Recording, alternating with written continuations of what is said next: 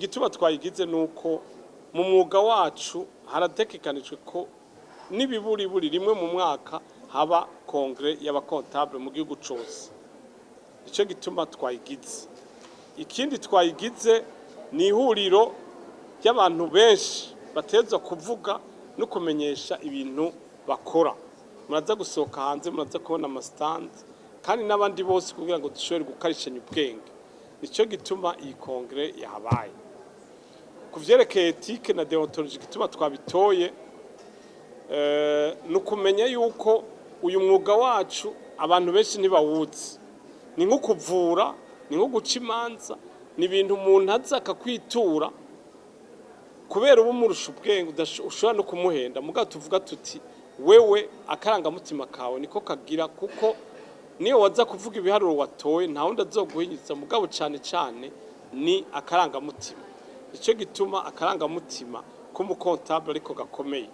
Ndatanga akarorero nk'iyo ugiye kuriha, murabizi muri obere ugiye kuriha ikori, umukontable ni wavuga ati wungutse aya naye ugacuja kuriha, yoba ari umubeshi yoja kuvuga ibiharuro bitari byo, leta ikahahombera n'abandi bakahahombera. Nicyo gituma ari umutima, ari ikintu gikomeye akarangamutima, kutiyumvira kubesha ku biharuro woba wabonye. Icyo gituma twatumye kwa kontable kugira tubigishe ako karangamutima k'umwuga wabo. Mwabajije nimba umuntu w'umukontable mu Burundi ashobora kuronka akazi muri Afrika y'ubuseruko EAC. Ego cyane, kuko harasinywe amasezerano hagati ya OPC n'izindi huriro z'abakontable mu karere, ico bita MRA, cemeza ko abahurikiye muri urwo rwego mu gihugu cyose bazoba bazwi no mu bindi bihugu byo mu karere.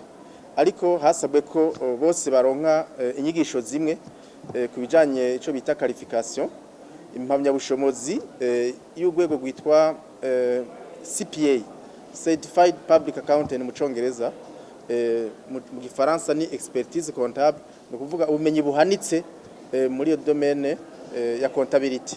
Akunguko kahari ku bakontable no ku gihugu mu kwinjira muri urwego mpuzamakungu rw'abakontable IFAC. Umaze kuyijamwo uba ufise ikidodo mpuzamakungu nyene, kuko ubukoresha amategeko abandi bose bakoresha. Ntamvo rero zuko incabwenge z'i Burundi zidakoreshwa ubuzi bukoreshwa abandi banyamahanga. Nituba tugikeneye abandi banyamahanga baza kudukorera ubuzi, kuko tuba twaronse ikashe nabo bafise. Muri ico gihe rero akazi gaca kiyongera, amakori akaboneka, igihugu kigatera imbere.